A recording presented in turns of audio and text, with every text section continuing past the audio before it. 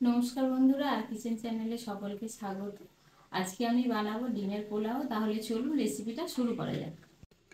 পোলাওটা আমি বাসমতি রাইস দিয়ে বানাবো। এই বাটিটা মেপে আমি চালটা নিয়ে নেব।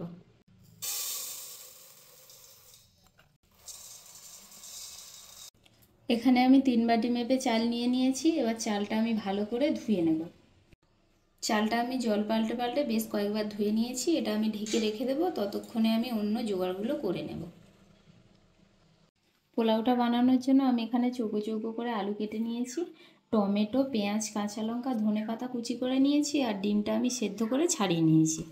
প্রথমে আমি কড়াইতে বেশ খানিকটা তেল নিয়ে নেব। এটা আমি সাদা তেল দিয়েই বানাবো। তেলের উপরে অল্প একটু লবণ দিয়ে দেব। এবারে ডিমগুলো দিয়ে দেব। রঙের জন্য একটু হলুদ দিয়ে দেব। ডিমগুলো আমি লাল লাল করে ভেজে তুলে নিয়েছি। এবারে আমি এই তেলের মধ্যে 1 চামচ ঘি দিয়ে দেব। কেটে রাখা আলুগুলো এবার দিয়ে দেবো। ভালো করে আমি এগুলো ভেজে নেব। আলুতে দিয়ে দেবো একটু লবণ, তারপর একটু হলুদ গুঁড়ো দিয়ে ভালো করে ভেজে নেব। আবারও আমি তেলের উপরে 1 চামচ ঘি দিয়ে দেব। এবারে কোচানো পেঁয়াজগুলো দিয়ে দেব।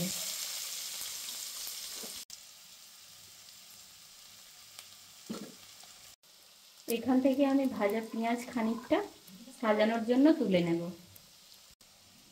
এবারে এই পেঁয়াজের মধ্যে আমি কিছু গোটা গরম মশলা দিয়ে দেব। এবারে দিয়ে দেবো আদা রসুন বাটা। এবারে দেবো টমেটো আর কাঁচা লঙ্কা কুচি। দিয়ে দেবো পরিমাণ মতো লবণ। এবারে দিয়ে দেবো পরিমাণ মতো হলুদ গুঁড়ো, ভাজার জন্য অল্প একটু লঙ্কা গুঁড়ো। দিয়ে দেবো বাড়িতে বানানো মশলা। এবারে আমি ছেঁকে রাখা চাল দিয়ে দেবো।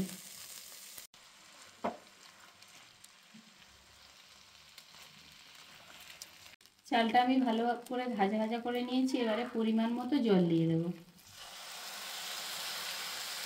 এখানে আমি এই বাটির মাপে 3 বাটি চাল নিয়েছিলাম, ওই জন্য জলটা দিয়েছি ডবল, 6 বাটি জল দিয়েছি আমি।